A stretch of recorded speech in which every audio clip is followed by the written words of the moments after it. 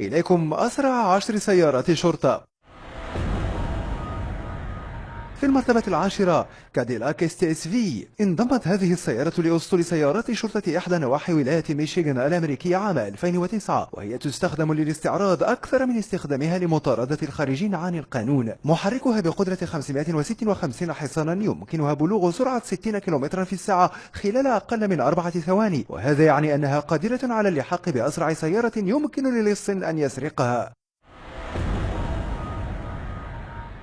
في المرتبة التاسعة سبايكر سي 8 سبايدر. لا شك أن رجال شرطة مقاطعة فليفولاند الهولندية كانوا سعداء للغاية بحصولهم على سيارة سبايكر سي 8 سبايدر المصنوعة يدويا كهدية من شركة سبايكر. قدرة محركها 400 حصان وسرعتها القصوى 300 كم في الساعة.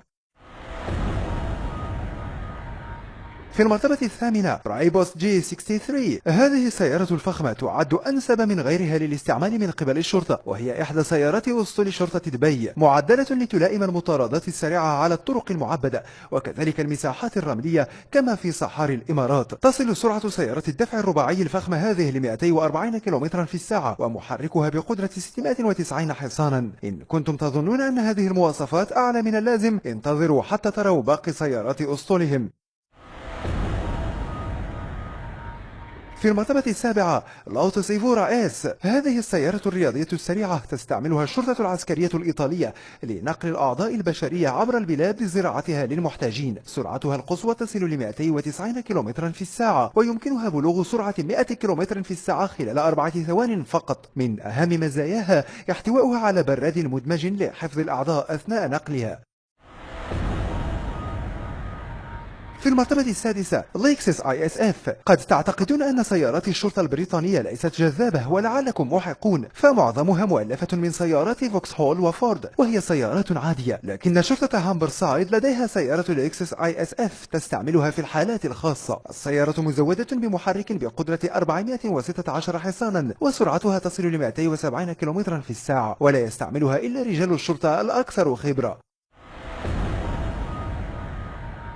في المرتبة الخامسة فولفو اس 60 بولستار. كما هو الحال بالنسبة لمعظم سيارات الشرطة فائقة السرعة، فإن فولفو اس 60 بولستار المهداة من شركة بولستار التابعة لفولفو لشرطة نيو ساوث ويلز ليست مخصصة للاستعمال في المطاردات فعليا، وإنما للعرض في الاحتفالات المحلية وإعلانات الشرطة. لكن هذا لا يعني أنه لا يمكن استعمالها في المطاردات، بل على العكس، هي مثالية لذلك، كونها رباعية الدفع ومزودة بمحرك 350 حصانا وتصل لسرعة 200 كم في الساعة بأقل من 13 ثانية. تلك المواصفات كفيلة ببث الرعب في قلوب أكثر اللصوص جرأة. في المرتبة الرابعة دوج تشارجر. سيارة دوج تشارجر تعد خير بديل عن سيارات الشرطة الأمريكية التقليدية مثل فورد كراون فيكتوريا.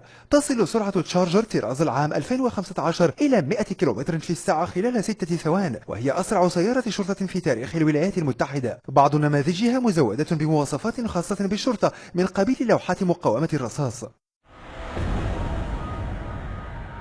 في المرتبة الثالثة ايريال اتوم. تستخدم هذه السيارة الغريبة الشكل في طرقات مقاطعتي ايفون وسومرست الانجليزيتين لردع سائقي السيارات من القيادة بتهور. ليست عملية كسيارة مطاردة، إذ ليس فيها متسع لركوب المخالفين، لكنها قادرة على الانتقال من السكون إلى سرعة 100 كم في الساعة خلال 2.3 ثانية فقط، مما يجعلها رهيبة لولا سخافة شكلها على الطريق.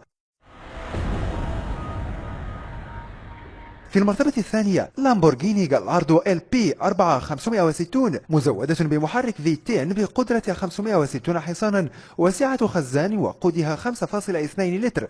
أقصى سرعتها هو 330 كم في الساعة، ويمكنها الانتقال من 0 إلى 100 كم في الساعة خلال 3.7 ثواني فقط. منذ النجاح الذي حققه النموذج الأول من جالاردو الذي قدمته لامبورغيني للشرطة الإيطالية عام 2004، أصبح لدى الشرطة الإيطالية 3 سيارات خارقة، لكنها فقدت إحداها عام 2009 في حادث مروري، حيث ارتطمت بها سيارة أثناء خروجها من محطة وقود وجعلتها تدور بسرعة هائلة وبطابور السيارات المتوقفة. في المرتبة الأولى مجموعة من السيارات عالية الأداء، شرطة دبي الإمارات. سبق وأوردنا سيارة من أسطول سيارات شرطة دبي في قائمتنا، وهي برايبوس جي 63، لكن باقي سيارة الأسطول لا تقل عنها أداء ولا كلفة، فجميعها من أفخم وأغلى السيارات في العالم. الكلفة الإجمالية لأسطول سيارات شرطة دبي تفوق 6 ملايين دولار، ويتضمن أودي A6، أودي R8، نيسان جي تي آر، مرسيدس بنز SL63، AMG، بنتلي كونتيننتال جي تي، لامبورغيني افنتايدر. وأفخمها على الإطلاق هي البوغاتي فايرون، وقيمتها 1.6 مليون دولار.